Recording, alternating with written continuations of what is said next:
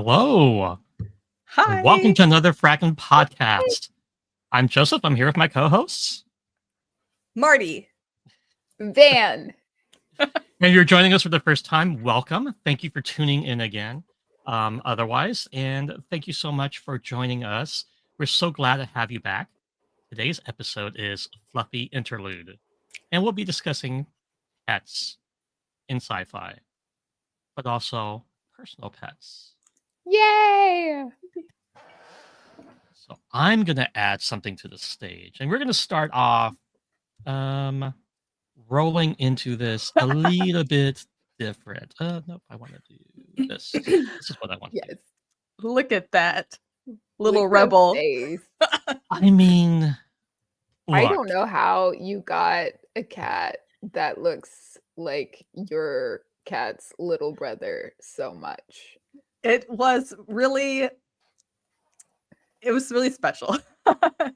Dagger is definitely a special pet, and he's such a sweetheart. And he loves everybody, so he's just fantastic. He's just so curious. I cannot get over the fact that you have a bandana around his neck. Originally, he had the bandana and a cowboy hat on, but he started eating the hat. So he found the bandana wasn't so bad, but the hat he thought was a little bit crazy. But he's so fun. He's a cat that you can do anything to, and he's okay with it. He's so adorable. I love him so much. And then speaking of adorable, and then Watson. His face in every photo. He always looks so done with everybody. I mean, he's my Everybody- spirit animal. He is. Everybody is like, why is he so angry? And I'm like, he's not angry. It's just the way his markings are. He always looks angry. But I don't know. Now that he's a little bit older, I'm thinking, maybe he just is. He's just that grumpy old man. It's just that he's like the guy from Dennis the Menace. He's just like, get off my lawn. Like the reason they're wearing the hat and the bandanas, these photos were taken on Dagger's first birthday last month. And so this was his birthday party. We had a little dress up because my cats have to cosplay too, right? I mean, obviously. I fully support the fact that your cats have to cosplay, and he just gives me Garfield vibes, and I love Garfield. So I mean, he will eat anything. So he did steal a potato off my plate last week, and I haven't found the potato yet, so I'm assuming he ate it. that love. And there they are. They're so precious. They don't often sit close to each other, so this photo was actually like kind of a small miracle. I think they're waiting for me to bring them treats or something, or waiting for me to sit down so they can take over my lap. Probably. But now that the fireplace is on, they spend a little bit more time closer to each other. That's so sweet.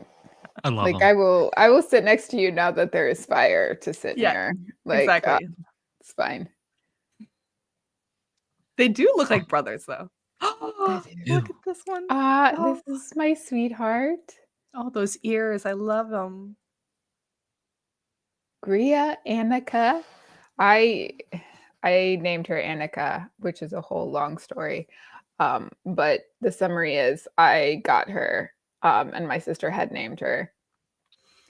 And I was taking her to the vet, and they asked me her name, and it was like really early in the morning because their books were full, so I just kept calling every morning trying to get a cancellation. So it's early in the morning. I haven't even finished my first coffee, and I'm like not wanting to try and explain and spell out the name my sister gave her. So I said Annie. Why I said Annie, I have no idea. But we then decided to make her middle name Annika. So we're like, okay, your middle name's Annika. That's where Annie comes from. I love her face. She's so sweet. She's so sweet. The vet could not do anything about her sight, though, unfortunately, which was what I was wanting. But she gets around very, very well. She doesn't do as much climbing as a regular cat, but she's so sweet. So adorable. And sleeps am on me every night. Yes, this is her Oh. preferred position, is laying on top of me all the time.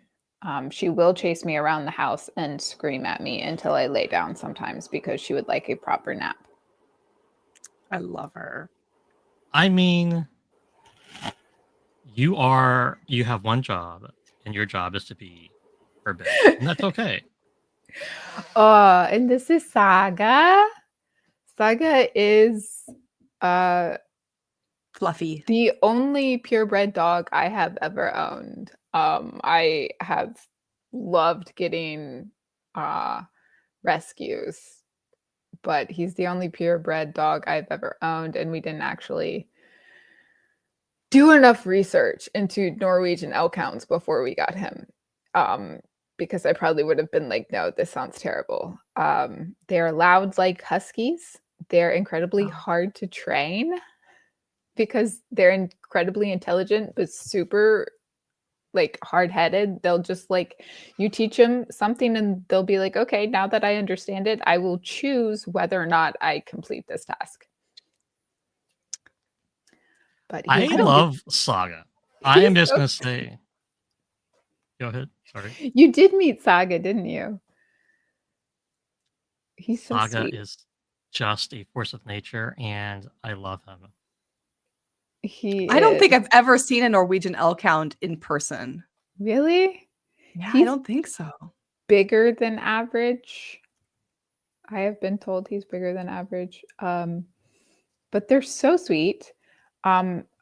Everything I've ever heard about them, people will see him in public, and if they know what a Norwegian elk hound is, they're so excited to see him because they love Norwegian elk hounds.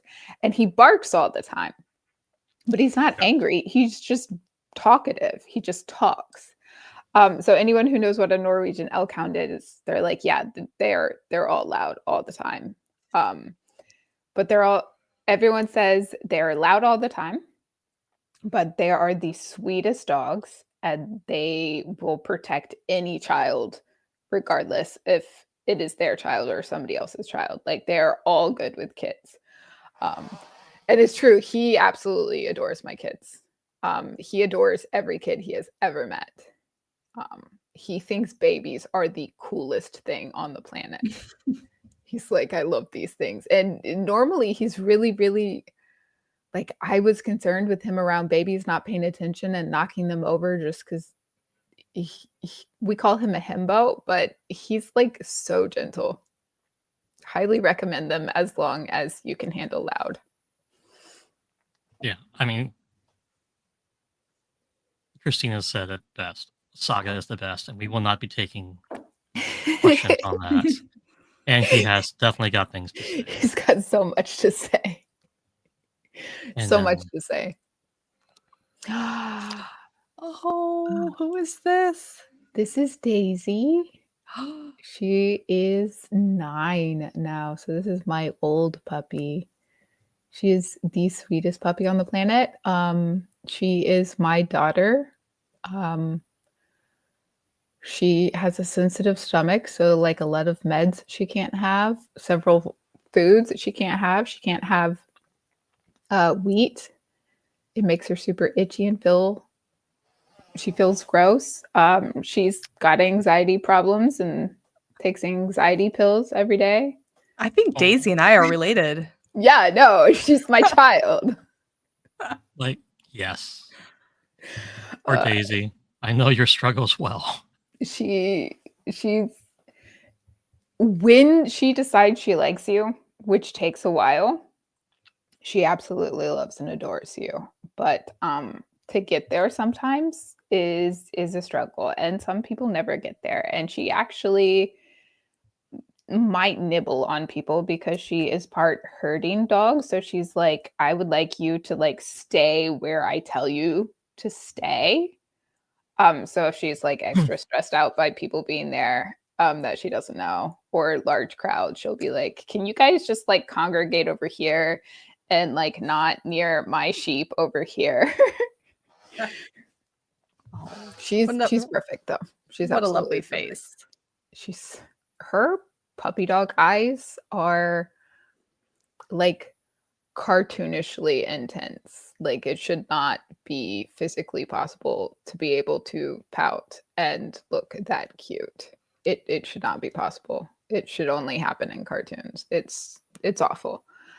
She gets away with everything. As she I should. love her too.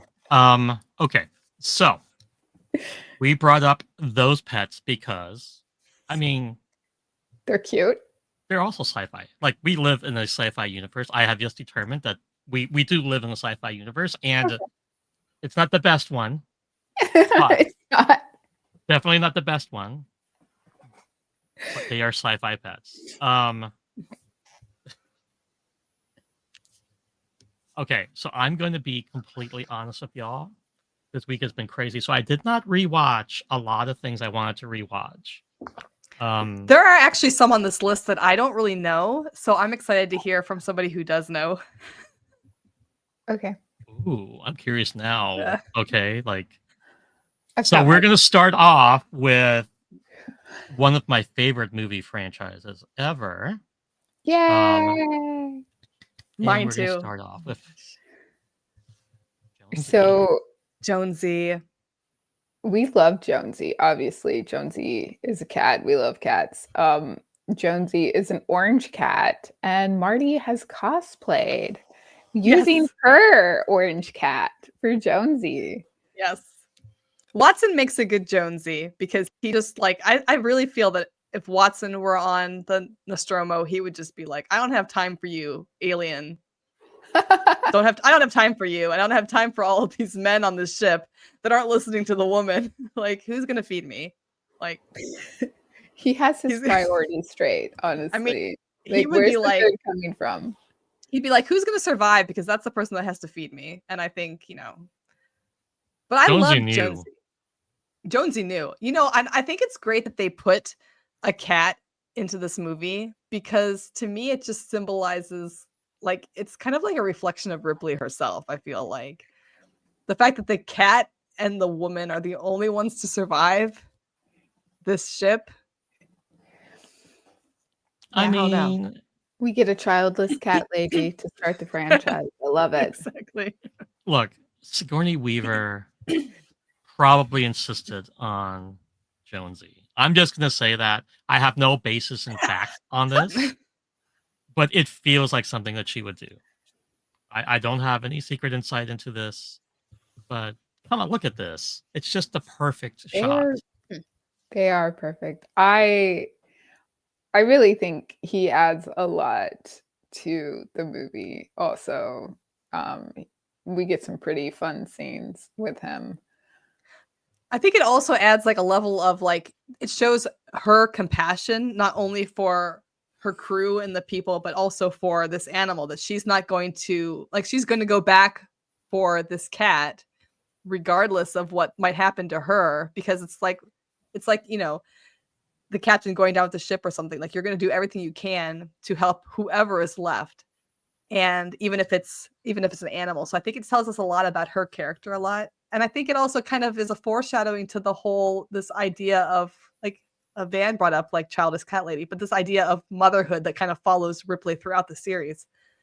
So my only problem was like in the second movie when she left him, I kept wondering who's taking care of Jonesy. Where's Jonesy? Like she left him in the apartment. And I'm just like somebody's gonna check on the cat, right? Like I look. Like I hope.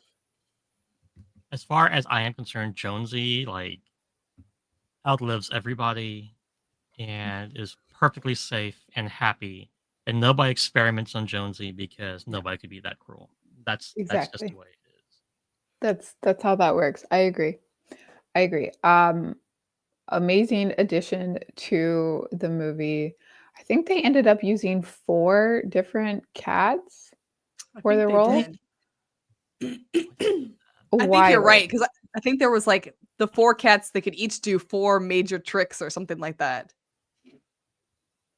and so they had to like substitute the cats in for each trick. Yeah, that sounds like a cat though. Like I will do this one particular thing. That's it. That's all you get. My I'm favorite gonna thing is like the cat survives. That's like important to Yes. me in a Yeah. movie, especially a sci-fi movie. And so Okay. I love that. And I Spoilers. know that this is something that Susie has said in the past, but like also for me, if I see animals being hurt in a movie, it's a immediate no for me. Like Yeah. I'm not I down. feel like the older I get, the harder it is for me too. Like there are some. I recently tried to watch a movie that people have been raving about for years, and I had to stop it halfway because of an animal scene. I'm like, I'm sorry, they lost me at that point. It Yeah. didn't seem necessary, and I just was like, I'm done. I need a trigger warning at the beginning for sure because I need them to tell me like, do animals get hurt? Do kids get hurt?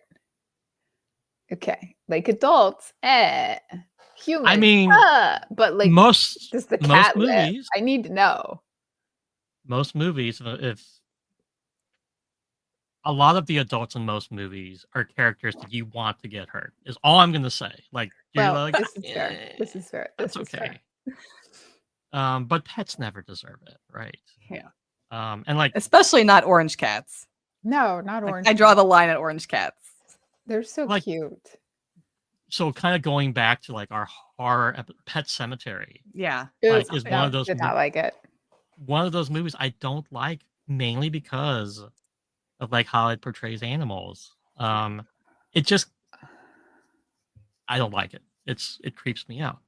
yeah, I struggle The with it. the animals and the kids in Pet Cemetery, like either one of those is like a solid no for me. And then you put them both together, and I'm like, why does anyone on the planet like this? Like, Yeah. you're entitled to your opinion, except this one. I don't like this opinion. And it's one of those movies like I usually like Stephen King stuff. I mean, for the most part, but that's one of his things that I'm just like, no, no. Okay, so you have to go see Alien again, Alana, is all I'm gonna say. Yes, Oh, Like, yeah. I have to see it again. It that's is important. always worth a rewatch. Absolutely worth a rewatch. Okay, let's move on to the next.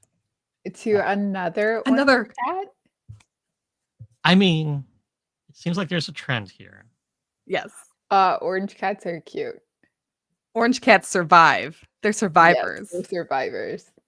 I really loved the addition of Spot on Star Trek: The Next Generation. To have an android be like the only person that you see on the Enterprise with a pet. Like he's trying so hard to do human things, to try and be human, to try um, and understand what it's like. And he names his cat Spot, which is perfect. Like Spot doesn't have any spots. If anything, Right. Spot has stripes. I love Well, Spot because sorry. No, go. No, I was just gonna say I feel like Spot is the culmination of Data's entire character arc. And I know that we have all expressed our feelings about Star Trek Picard in the past, but I think that that final scene with Data in season 3 of Picard, I won't spoil it for anybody who hasn't seen it, but like it just brings together his humanity. And I feel like Spot, his journey with Spot from the Next Generation through the movies and then into Star Trek Picard, it shows us how human he actually is as a character, and in a way maybe more human than some of the other characters because he had this connection with Spot and he used Spot as a means to teach himself humanity, which I think is interesting. You're using an animal to teach yourself how to be human. I mean, fantastic. I have to say that before he gets his emotion chip, right? Before the movies where he's using the emotion chip, Spot is where you see Data expressing emotion and he doesn't even realize it. Yeah. Like when he's, I think, who was he? Was he talking to Barkley where he's like, you have to like pet Spot and tell him he's a good boy, and he like, there's so much yeah. emotion, Yeah. but yet Yeah, that no scene with emotion. Worf. Oh, that's right. Where Worf has to babysit Spot for him for a while. That's Yeah. right. It was I Worf. love Worf. Yeah. Like, really? And then the interaction between like Riker and Spot is also hilarious. Like Mm-hmm. Data goes through all the command crew basically like seeing if they can watch Spot when he has to go away, and Spot doesn't like anybody but Barkley. He loves Barkley. It's just Who is it's interesting because Barclay is actually probably the closest to Data, like I was gonna personality say, wise. Yeah, I mean, he yeah, is like a human version of Data in a way, who's also struggling with discovering himself and finding out how he fits in with the rest of the crew. So that's an interesting comparison. Yeah. it really is. And like Spot's a very aggressive cat, and I think this is just my in my mind space, right? He's very protective of people who are innocent to some extent and even anxious. Not that Data is anxious, but he comes across different, right? And so does Barkley. And like, Data could be compared to, neurodivergent people, right? A comparison like, hey, this Spot just is protective and he doesn't like normies at all. Can't Yeah. stand Riker. Just attacked Riker. I think it's Just like, interesting too because I think that in Star Trek there's this interesting pattern of parents and children, right? And there aren't that very we've talked kind of before that there aren't that many really good or successful parents in the Star Trek franchise. But I feel like, Data in a way, like Spot is kind of like his practice towards parenthood as well. And I feel like it's one of the few examples where it is successful, like he does take care of this animal. He has like his own version of compassion for it. He makes sure he's being cared for when he's not around. And then we see finally in the films and stuff how important Spot actually is to him. In the same way mhm, that you would think that the other characters who do have children would respond to their own children, but we don't actually get to see that. right. I mean, There's we still need to do the episode of parents in sci-fi. It might just need to be parents in Star Trek. I mean, I think Specifically. I parents in Star Trek, mean, there's a lot there to work with. Yeah, there's just so much to work with. We don't need to include any other franchise. Because I wow. I have some strong feelings about parents in Star Trek. I'm not going to let myself go off topic. I'm We'll just do stopping myself. that in another podcast, Joseph, and you can have all your feelings. Let Sweet. them all out. Anyway, Our now next uh, cat. our next So cat. Star Trek has a lot of cats, It but has a lot of cats. Chester from Chester. Deep Space Nine, I think he shows up in like 3 episodes, maybe 4. I think he's discussed. He's Mentioned. Like discussed. 1 line or 2 lines in several more episodes. Um, but what a fluffy sweetheart. You don't see him a lot. I'm sure they had multiple cats playing him also. That seems to be a trend. Anytime I looked up Star Trek, you know, cats, they were like, oh yeah, we had all these other cats playing this one singular cat. Um, I don't know that Chester added anything huge or significant to any of the plots. Definitely not in the way that Jonesy or Spot does, but it's just so cute to me that like we're in the future, we're at a space station in the middle of nowhere, and there's this cat that needs a home, and the cat distribution system is like, we got this. Well, I think the thing that he adds is like the reason why O'Brien has Chester, right? Like it's a constant reminder to him of like what he probably one of the things that he regrets the most is not being able to save what's his name? See, I can remember Chester, I can't remember um I could remember the cat. I had to look up the basics of the plot of the episode, which I did not rewatch.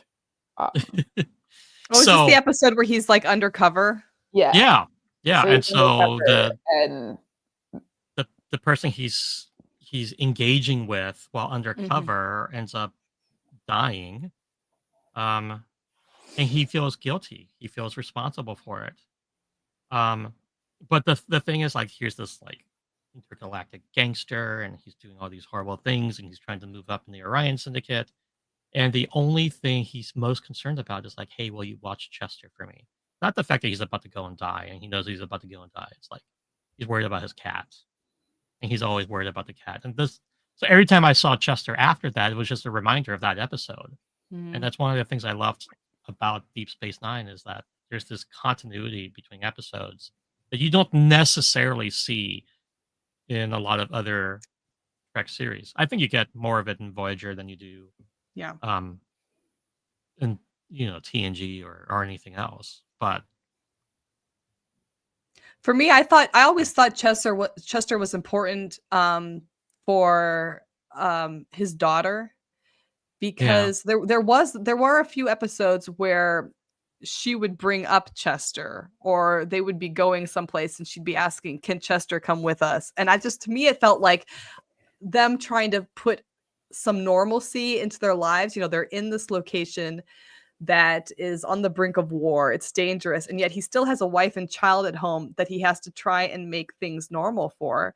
And I think that Chester added a sense of normalcy for Keiko and their daughter. And then for their son as well, eventually. But my cat before Watson was named Chester. So I like It's Chester. a good cat name. It's a good cat name. it's a good cat name. He's a good cat. This takes us to our next cat, which is, in my opinion, just a queen. Grudge. I mean, there is no I'm in doubt. love. Look at I don't think this cat had a stand-in. I think there was only one cat for this one, right? I think they only had one cat filming on this set.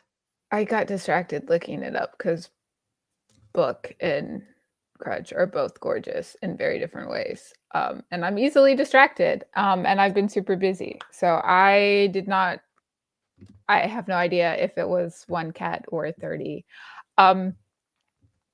But if they found more than one cat with that much like screen presence, round of applause. Because any moment Grudge is on screen at all, perfection. Steals the show. Yeah.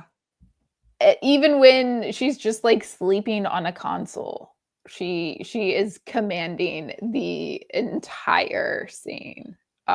She's perfect. No notes. She has so much personality.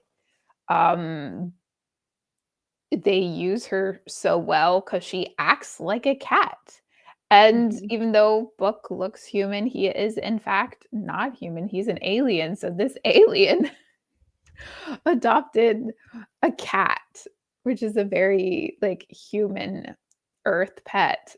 He has her and she is everything to him. Their relationship is so cute. Like that is his best friend. Okay, so I am looking this up because I am curious, and it was played by a singular cat, and the cat's name is Leo, Leeu, however you pronounce that. Leeuw. Oh, it's a Dutch word. Leeuw. Okay, Leeuw. Ooh. It means lion. That Okay, makes sense. well, that makes a lot of sense now. Big. But basically, 2-year-old, 18-pound Maine Coon cat. Wow. She's a Amazing. big girl. That definitely had trainers. And they all said that she was a very well-behaved cat.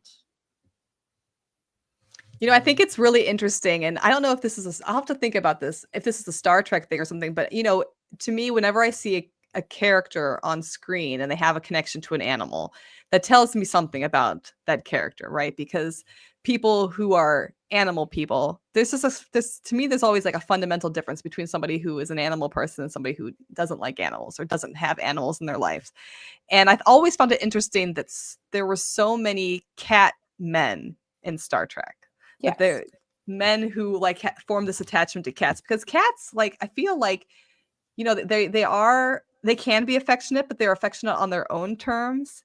Mhm. And they're very independent, but at the same time, they do require people to help them survive, if you have them. And of course, if you have them in space, they're dependent on whoever they're with. So I always thought it was interesting which characters, particularly the male characters in Star Trek, were cat people. I don't know. Speaking of cat people, it didn't count as a pet, but in the original series, we have Cat's paw, and Spock just walks over Yeah. and like he carries the cat around, petting the cat. Um, so That's true. men who are great with Forgot about cats, that. we love it. Yeah. We love to see it. We need more of Now, it. Like it before we doesn't move on to surprise. Oh, I was gonna no, say no, like go. it doesn't surprise me that we see these characters with cats, and then we have Picard with his dogs. You know what I mean? Like to me, I'm like, yeah, it makes sense that Picard is a dog guy. I don't know what that says about me or says about Picard, but like, I don't know. I'm gonna be honest, I've only ever had dogs because I'm allergic to cats, and it makes me really sad. Now, I can be in proximity to cats, but touching cats usually results in a bad response, so it makes me sad because I love cats, but I can't have one. It makes me sad too. Um, Now I've been taking allergy treatments. I actually stopped taking it about a year ago because, I don't know, it's hard for me to remember to do something regularly. Um, and so I'm not as bad as I used to be, but it's still like I want a cat. I want a big fluffy cat. Anyway, They're so much fun. now we're not mentioning, or we don't have a slide for this, right? But Bartley in Voyager has a cat named Neelix, and I forgot all That's about that. right. He does. Yeah, and I You're believe it's an orange right. cat. It And it probably is. totally left my mind, but it goes back to show like Barkley is a cat person, Yeah. and I think this is why Spot definitely liked Barkley. I think so Um, too. but we have to move on.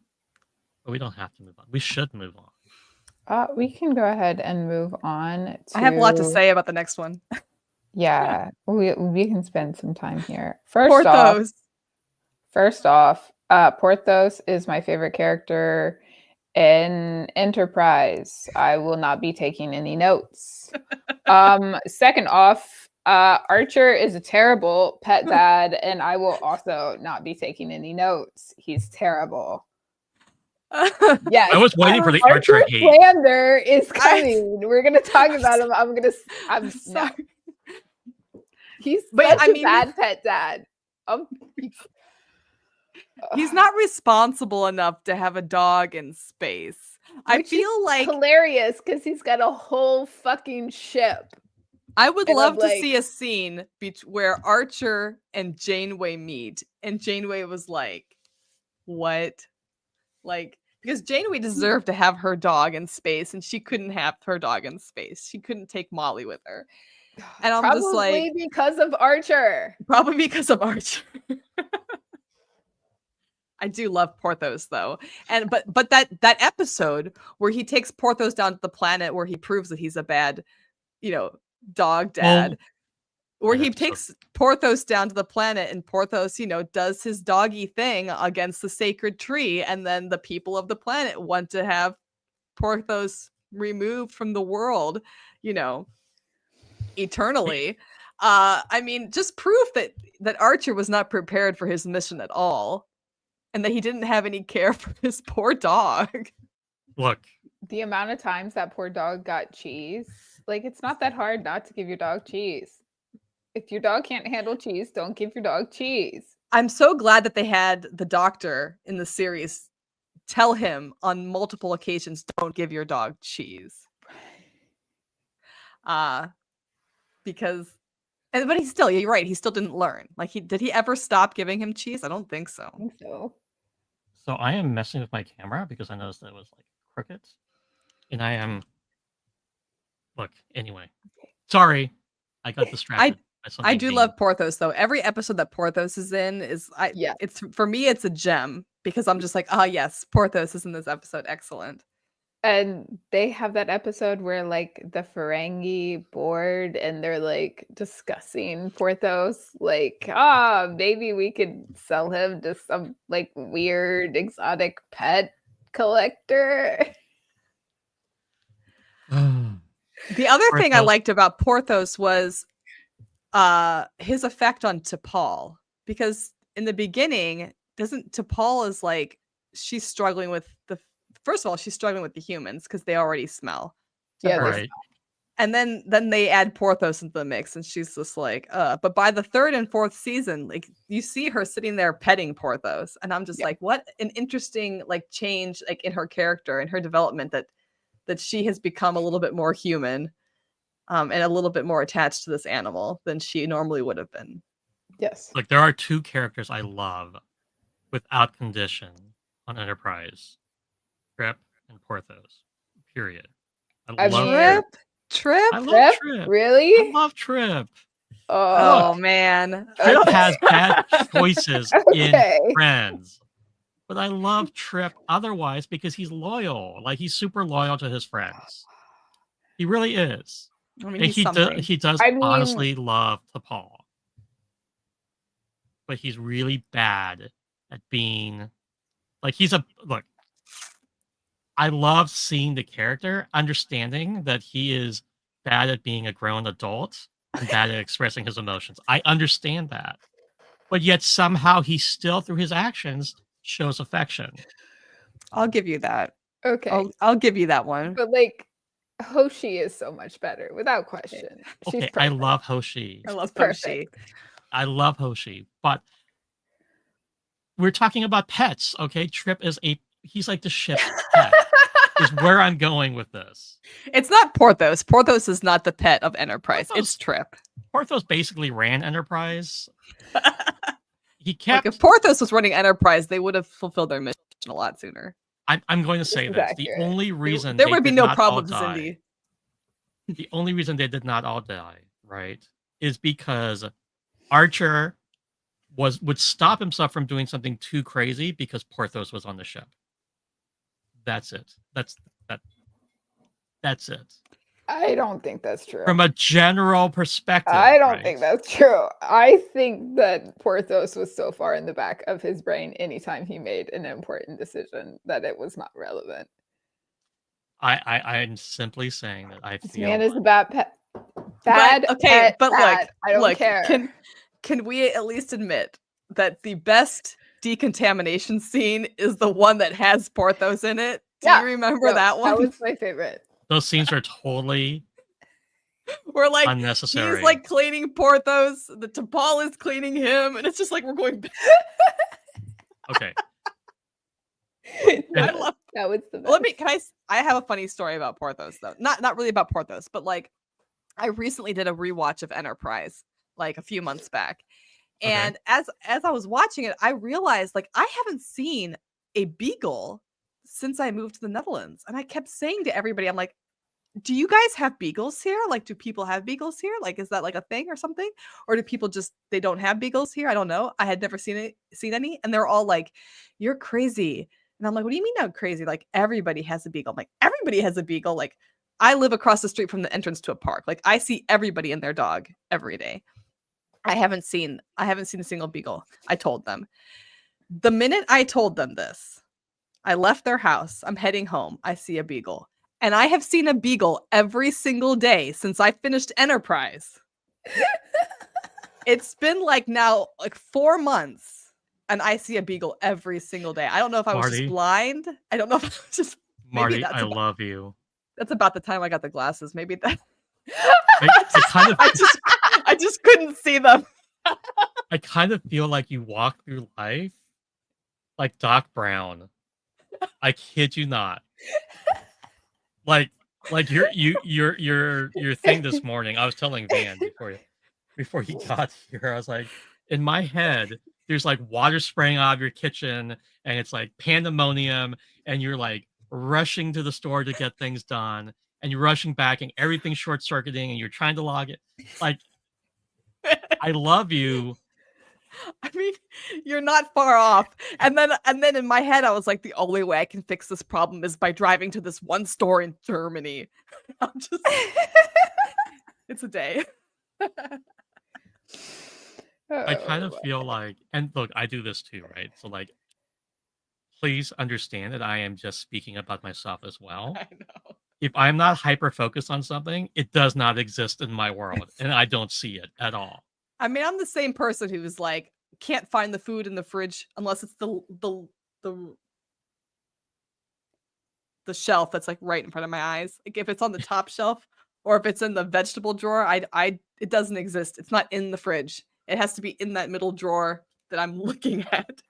So I guess it doesn't surprise me that there are beagles in the Netherlands. Or did I bring beagles? Did I manifest them into existence? Are you Ooh. like a Time Lord? Possibly. The Beagle Time Lord. Okay, so first Okay, of all, that- if If you are a Time Lord, we did discuss this. You actually are obligated to tell us and take us on a time adventure. Is that You is that a have to. fact? Yeah. Is that the rule? Is that the law? Yeah. the fact that you're arguing this is concerning to me because you should know that this is a fact. And Okay, it's yes. mandatory. Like We will go on so many adventures. Just listen for the sound. Just listen for the whoop whoop. And then I'll be there with my beagle. Right. I get it. Or with Whoop, everybody's whoop. beagles. Just show up. TARDIS door opens, beagles come running out. I'm down for this. Okay, we're All moving right, on to our before next we pet. move on, we should briefly discuss in the animated series we get to meet Spock's childhood pet, Oh, that's true. Aichaya, which is mentioned, I believe, one time in one episode of the original series. Yes. When Spock's parents come on board, and Bones thinks that this is the most hilarious thing because Bones. the pet is described as a giant teddy bear, and he thinks that's hilarious. When we do actually meet Aichaya, she's a giant teddy bear with like huge Like claws. claws and fangs, and slightly different than a teeny tiny adorable teddy bear. But yeah, I feel like we need to mention that was very pivotal for Spock and his choices in his life. And then Tendi created a genetically engineered pet, which is the best dog on the planet. Well, in the universe, I guess, since they're not on a planet, but she got to keep her dog for one episode. Or Tendi. I love I Tendi. know. I love Tendi's the Tendi best. too. Tendi would be my Tendi. best friend. Just without a doubt. I would just want to be Tendi because green is my favorite color. And her hair is very cool. Her hair is very cool. You're very similar to Tendi, is all I'm saying. It's true. It's the green skin. It is the green. Not the greens. Okay. We're moving on to the next pet, which is going to shock people. But Pet. It's not going to shock people. Everybody agrees with me on this. I don't know why. Yeah. So obviously by this picture, we have Chewbacca and Han Solo, and it is without question agreed upon by everybody that Han Solo is the pet in this relationship. Agreed. I will not be There's taking no any doubt. notes. there is no doubt, but I've got to say Moving Han on. Solo is one of the worst pets I've ever seen. Listen, He's so ill-mannered and he's not very well behaved. sometimes you get a rescue pet and it has some quirks and you just can't train it out, okay? This is what happens. He gets his owner into so much trouble. Yes. All I'm saying, poor Chewie has to put up with a lot. And Chewie loves him and will do anything for him. And this is also a commercial now for spay and neuter your pets. I'm just saying. I said what I said. I mean, if that had happened, there wouldn't be any there wouldn't be a sequel trilogy for sure. Exactly. Or it would have gone very differently. Exactly. Joseph. The Jedi over Order there would never having have a breakdown. the second Jedi Order never would have fallen. Yeah. Yeah, I mean, There's a lot to be said about who's spay and neuter your pets. Oh my God. oh Han, I love Han. I love him dearly. He's a pet. it's okay. It's okay, Han. Can I say something about Star Wars in general? Yes. Okay, so like before the new stuff came out, in the books, which were considered canon at the time, Mhm. they killed Chewie off. And I could never forgive them for doing that because Chewie is one of my favorite characters of all time. So I kind of feel vindicated in the movies where it's Han who dies and Chewie who survives. And I know that's messed Wow. up, but I'm just going to leave it at that. Yeah, the books follow a very different canon. The books were like they Books were started really off good. really cool. They were They good. started off really good, but then like the later books kind of just jumped the shark completely. Yeah. Is all I'm gonna say. I like some of the newer books, especially the ones that focus on Leia and Yeah. Padme, because I really like expanding their characters. Yeah, Because there as definitely much is a as good I love resurgence. them, they do not get much actual character development on screen. I wonder why. No, I mean, this is actually really interesting. You should look this up. There's a really interesting philosophy about women in Star Wars and how they are already fully formed the first time they appear on the screen. Like they Yes. don't have to have a character arc. Their character arc has already occurred before they come to the screen. So unlike the male characters, they don't have to grow as characters. They're already fully grown. And this is interesting theory by some people about how that's the disservice to the female characters in Star Wars because there's nothing for them to do. And the ones essentially. that do get a character art are immensely hated by people. Like, oh, you get a character? What is this? No. But they really like the fully formed character is already at the end of their journey. That's a whole other podcast. We could make that a 10-part series. I mean, talking about how Star Wars fails women. Yeah. Sci-fi in general. Sci-fi. You know? Well, I listen, we still need to do an episode That's true. on Star Trek unitards. oh my God. I'm just Okay, saying. that is sci-fi fashion failing women. That's a lot of things. That's true. That's a lot of things. I mean, they were put in those outfits not by the costume designer.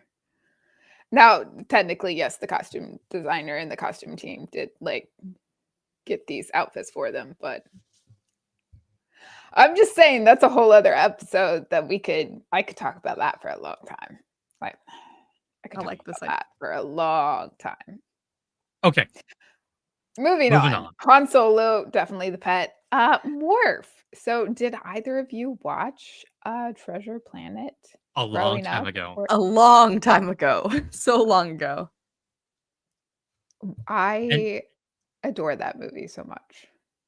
That movie is awesome. It's not one that's easy to find, I don't think. Mm-mm. Disney did a disservice to that movie. Unfortunately, it is so good, but they didn't advertise or push for it. Like they decided to make it a flop because the animation techniques in it, they wanted to stop using. And they gave them really good justification to move on to do what they wanted to do by like saying, here, look at this, it flopped. Well, yes, you can manufacture a flop on purpose. That you can do that. But the movie itself is absolutely phenomenal. The characters are, and I mean, it is based on Treasure Island. So most people who watch it are already familiar with the story. It's a old story. It's been redone so many times. So you get these really fleshed out characters, but you get new takes on them, and it's in space. Um, it's so cool. I I've watched it far too many times, probably. But Morph was one of my favorite characters. I mean, the cutest little guy, mischievous, can morph into anything. Super original name for your pet. But he's just the best. Does he cause problems? Yes. Um, does he add a lot of entertainment to the movie? Yes. Do I want one of my own? Also, yes. Yes. I would like one. I mean, I can see why. I don't remember so more. cute. I don't remember the movie well enough to. I don't either. Honestly, the last time I saw Treasure Planet was like when it was in theaters originally. So whatever Guys year that was, that's when I saw it. I don't are remember. so embarrassing. I Must know. have a DVD of it somewhere. Take away my nerd card or my Disney card or something. It's like on Disney Plus. It's not like Is it? impossible to find. I feel like it is. If I'm it's gonna not, go it should be. gonna I don't look know. it I up just I now. don't. I'm pretty sure it is. Disney. But Okay, it's Treasure Planet watch party, everybody. yes, I am here To for get an that. opinion on Morph. He's the best. He's I so mean, cool. The entire movie is cool. The soundtrack is like perfect.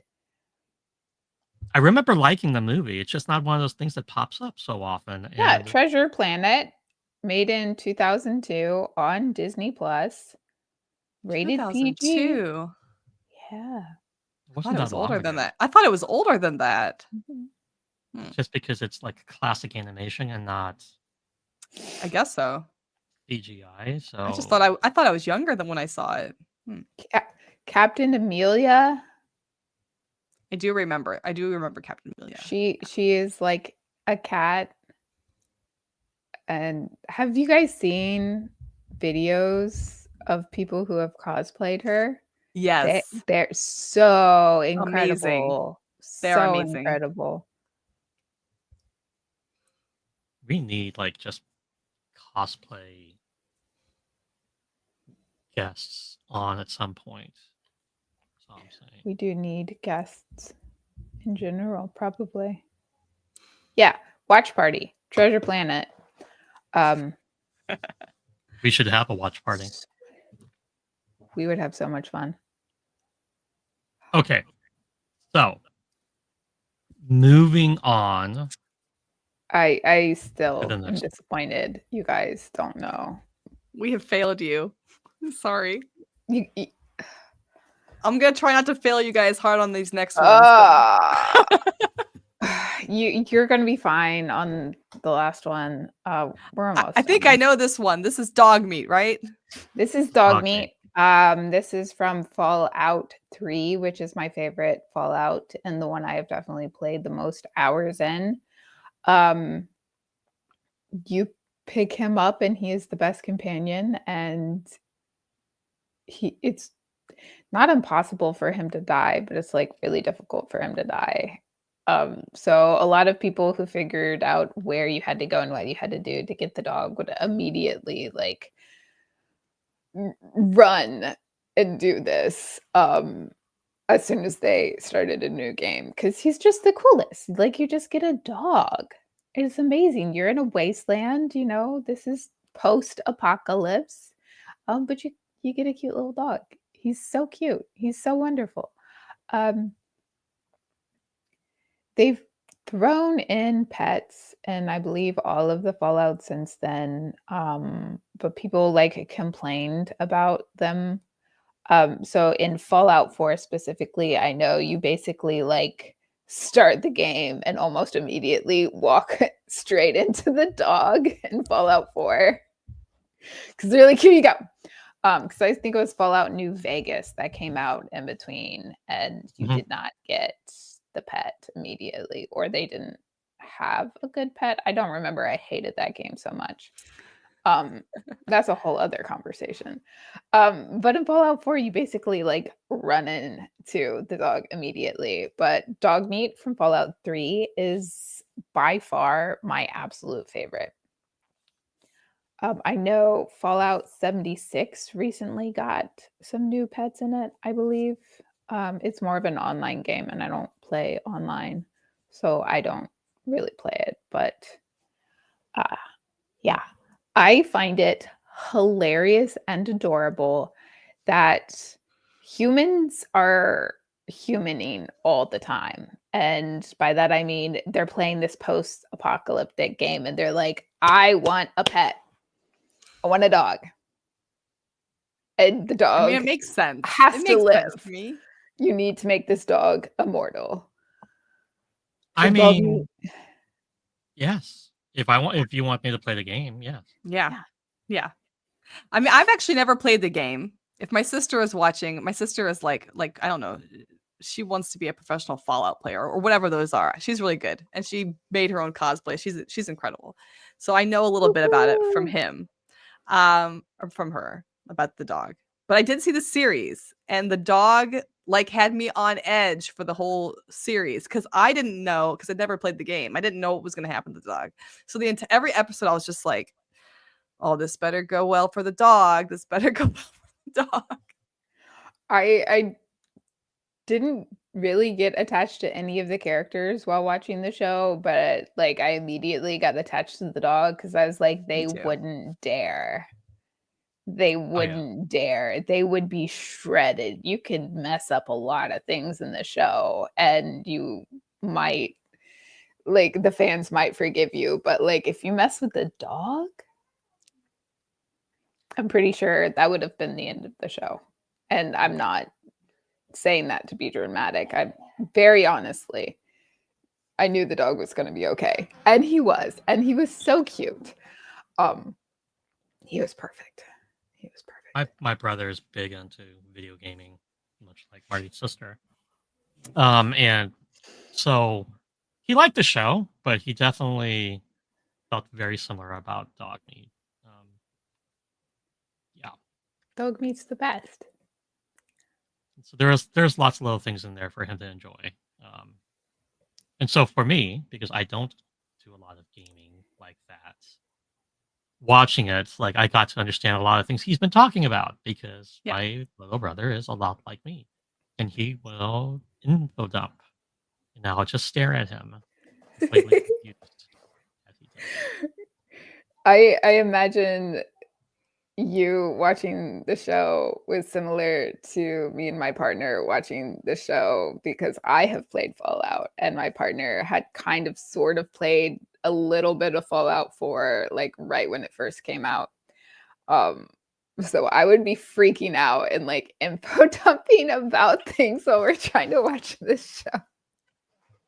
Yeah. Yep, that's my brother. Yeah, but then my partner went and played Fallout 4 while we were watching the show, like in between episodes, and then like after we finished the first season. And I did not because I cannot play Fallout 4 for more than about 15, 20 minutes without getting motion sick. Thank you to the Oh. updates that PlayStation and Xbox made. Yay! You're welcome. Yeah, no, I don't need the graphics the that ether. good. I don't need the graphics that good. I can't play on these video games. I can't play the virtual reality. I can't play these fun little super cool graphics. I can play my little Nintendo because the graphics are terrible and I don't feel like Yes, they throwing should up be. after 20 minutes. See, it's been so long since I've played video games that literally when somebody says something about like good graphics, I just think like I'm like GoldenEye. Like I remember like the guy is spazzing out, like James Bond spazzing out in the corner, like those kinds of graphics. Is that like that's how ancient I am. Okay, so I love you so much, Marty. I was stupidly excited when Wing Commander 3 had cinematic cutscenes in it, right? And so it was one of the not the first, but one of the first games that had cinematic cutscenes, and so they had like Mark Hamill playing the hero of the game. So it's really weird. I remember going to a con a couple of years ago, and the guy who played the Shredder, the Asian dude, was at the con, and he's done so many different things. He's done like TMNT. He was on the Tick show as his um father or stepfather.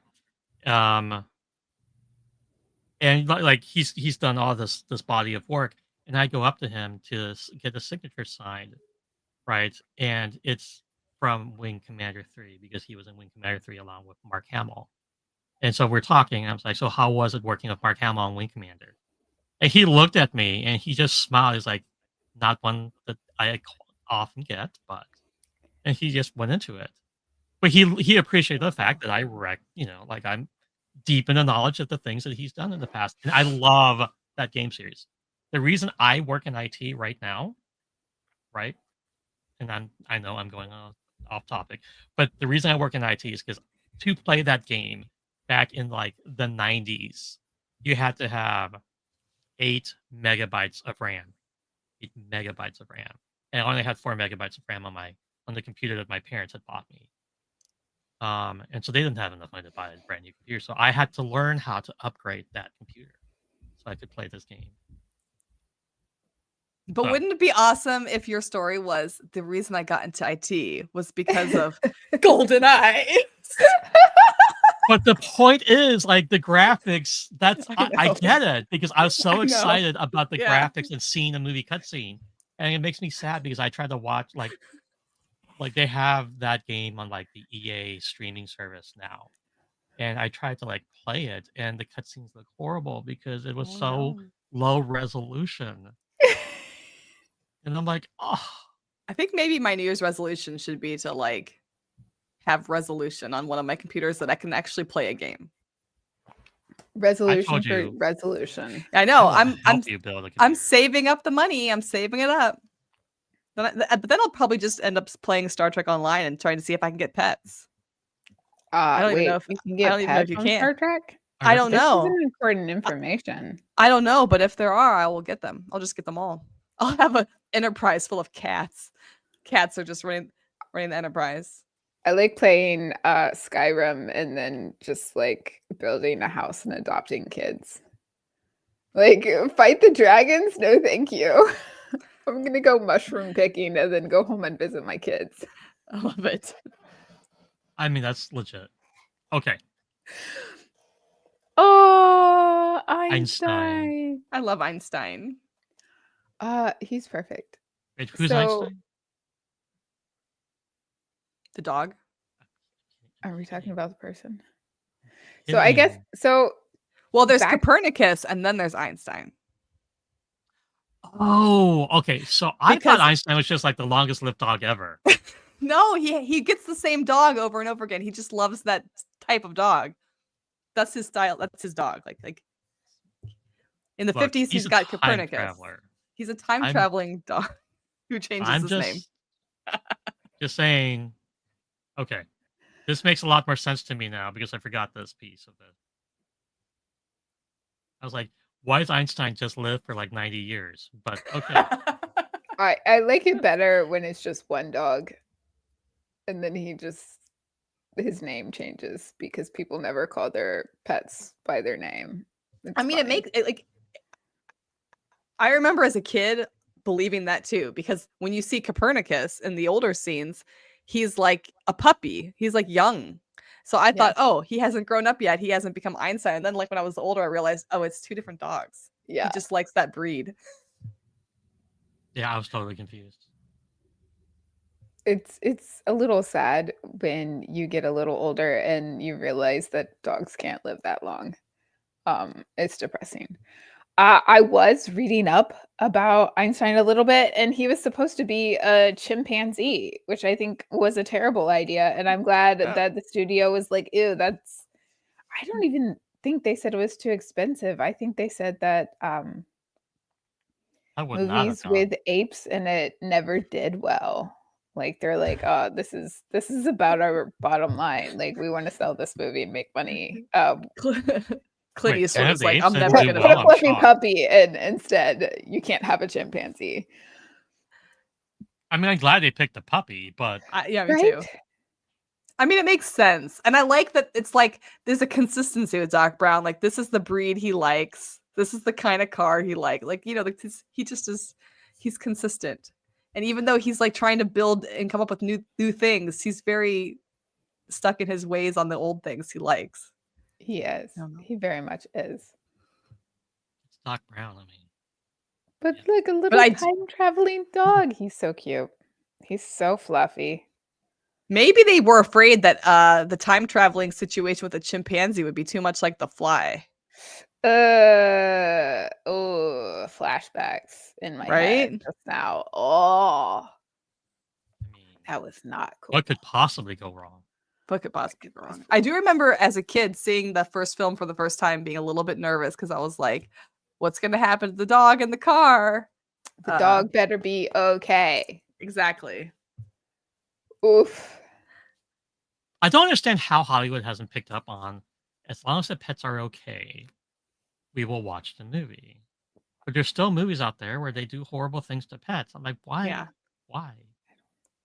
Why? I don't get What it. kind of I like don't. what kind of serial killer wrote this movie? Is all I'm thinking You the entire know. time. Yeah.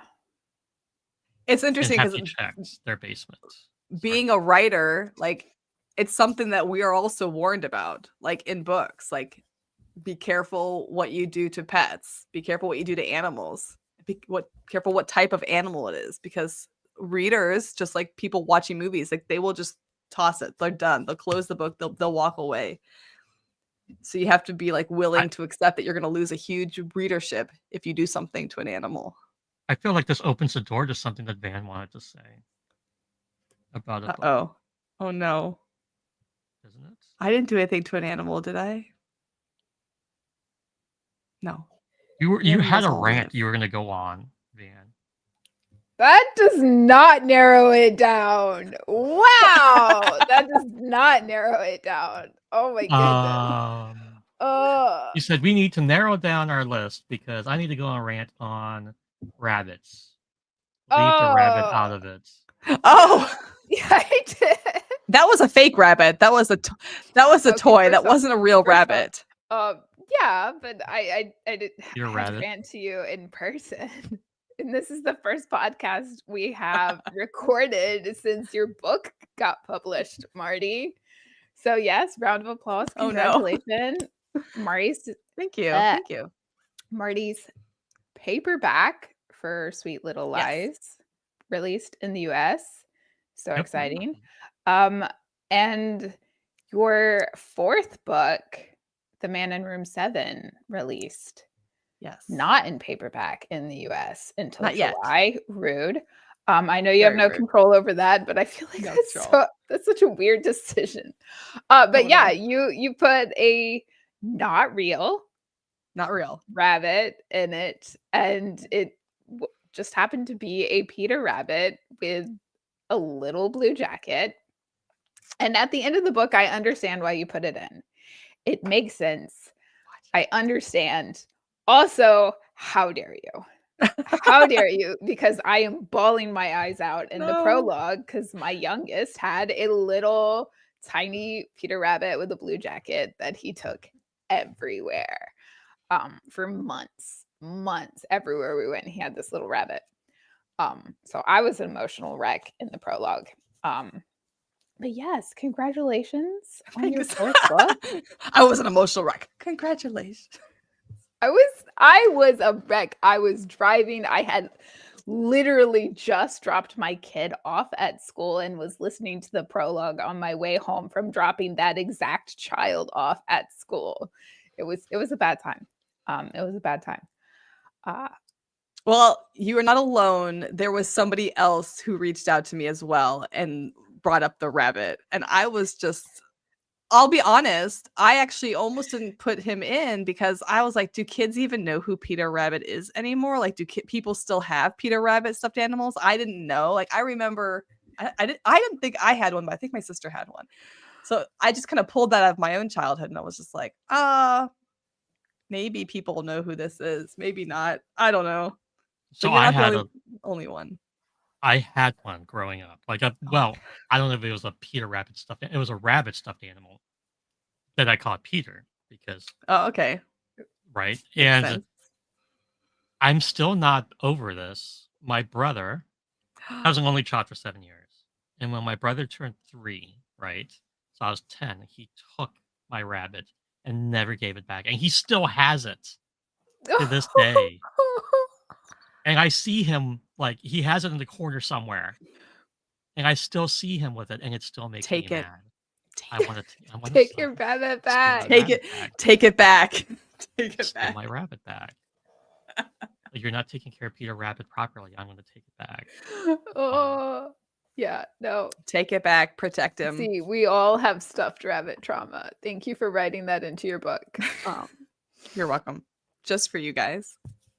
So everyone that? listening, if you would like to experience some stuffed rabbit trauma, go pick up The Man in Room 7. It's a stuffed animal rabbit. It's not a stuffed rabbit. It's a toy. So Yeah, get the rabbit back. Go get your rabbit. no I am rabbits going were to get that harmed rabbit in the back. writing of The Man in Room 7. So It's going to be like that episode of Deep Space Nine where they have to get like Dr. Bashir's teddy bear back. yes, From, Yes. It's going to be exactly like that. just like that. okay, I love it. last one, Last I think. Right? Yes. Yes. Last one. K9. I feel like we had to touch on Doctor Who and talk about K9. He shows up a little bit in the reboot series. I am less familiar with the older Doctor Who, I will admit that. But he does show up in the reboot. And I love him. But I was talking to my siblings and cousins, and we were discussing different things as I was making the list. And one of them suggested K9, but then we started talking about, this is a robot. Is it a pet? Okay, it's probably a pet, but like, is Captain Jack Harkness like the stray cat that keeps showing up at your house? Like, you keep feeding it because it looks hungry, but like, it's not really your pet. Are the companions the doctor's pet? And then we decided, no, the companions are not the doctor's pet.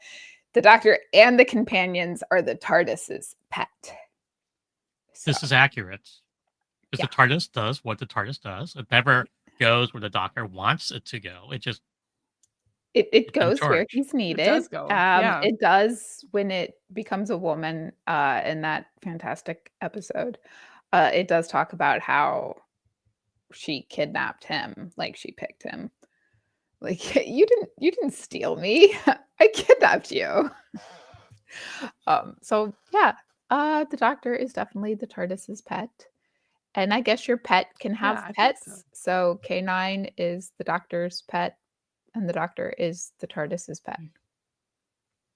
This is an accurate description. I just love how K9 looks. Like, if I were a child and I saw that on the screen, I would be like, I want that. Like, I want a pet like that. Completely impractical, of course, because that's not going to sit on my lap and cuddle. But like, this is not cuddly at all. I think K9 just looks so cool. He does. My cousin in the 80s introduced me to the old Doctor Who, like rewatching it on PBS. And he lives in Dallas, and we're going to forgive him for that because he lives in Dallas. But anyway, so I remember K9 from the old series, right? And like the Fourth Doctor onwards. And K9 was this adorable pet of the Doctor. Definitely a pet. Definitely adorable. They're different. Like, you never wanted anything bad to happen to K9. When something bad happened to K9, like, you would be extremely mad. And then the doctor would go and, like, fix K9 because he actually loves K9.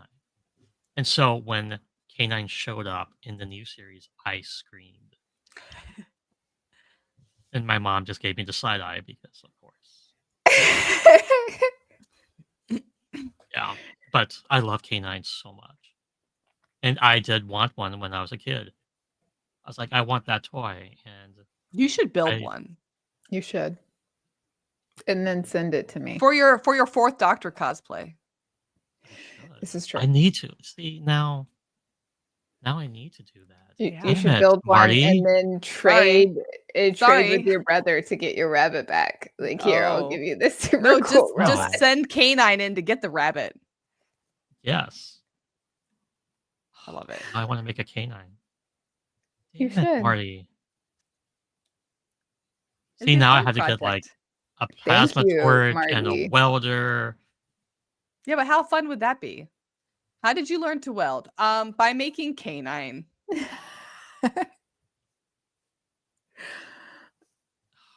I don't see Robotics anything would be wrong with this. easy. Yeah.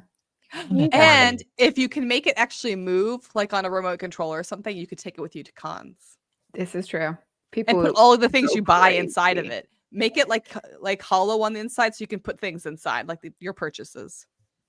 Genius. It's like a purse, but it's a K9. Genius. You're welcome. I feel like you've just destroyed my plans for the summer because I'm going to be probably setting my hair on fire trying to build this thing now. But I'm going to build it. I feel I can't like wait. I feel like Marty fixed your summer plans because I whatever did. they were before, They weren't this No. cool. They They- weren't this good. your summer is fixed now. You can say thank you. You're welcome. Thank you.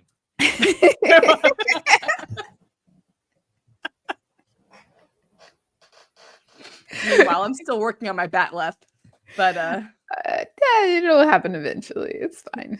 kitchen Batla? first. What? Kitchen first, Did- then the did you bat say left. Batla? Like, Yeah, I need one. I need one because I have a Wow. great idea. wait, For so you said some- you're going to build one? Well, I was gonna build one. That was my plan. Yeah.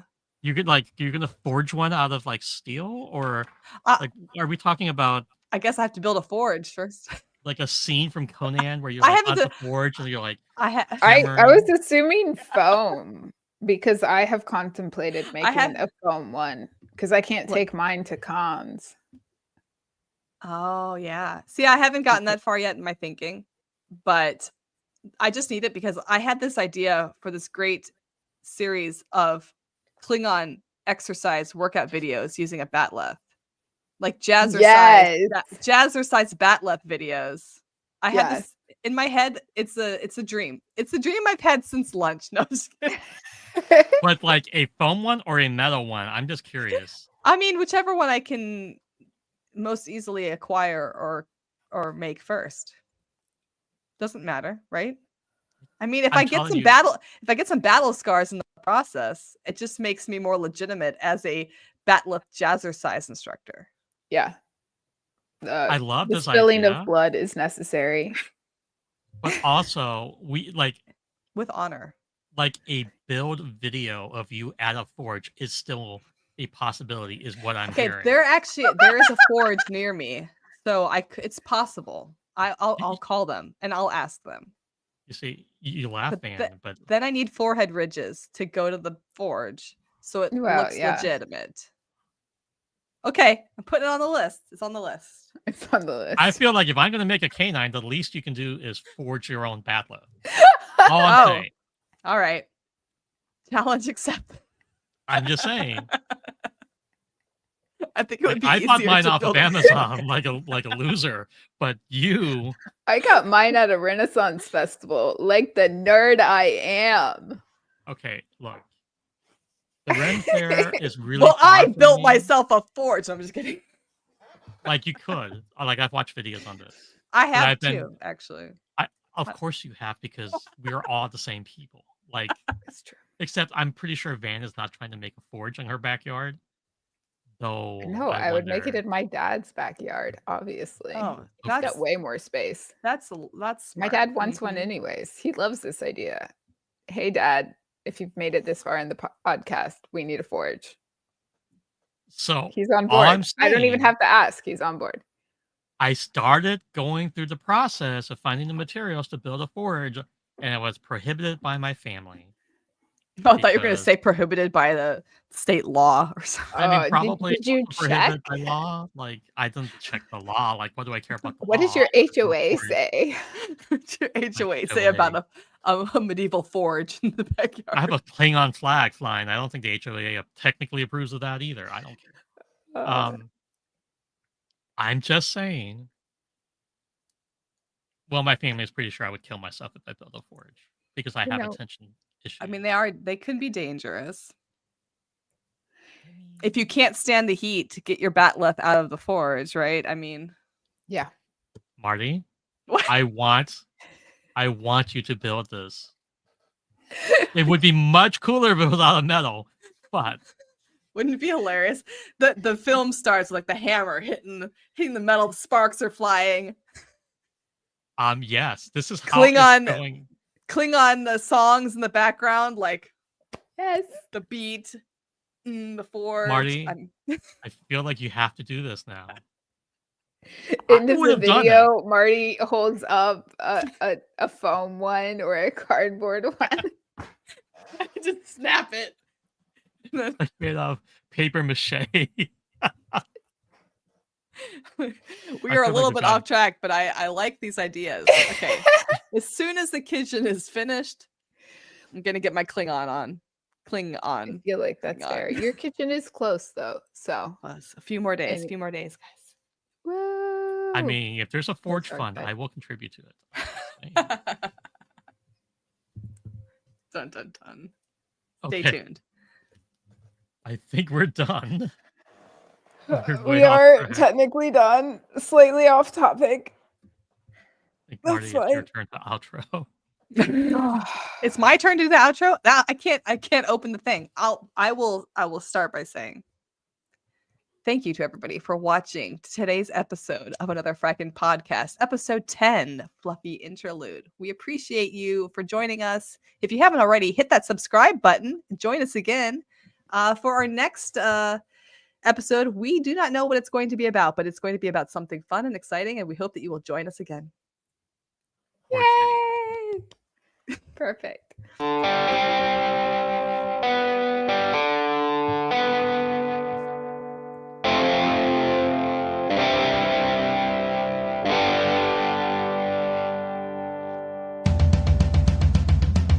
Going out to explore.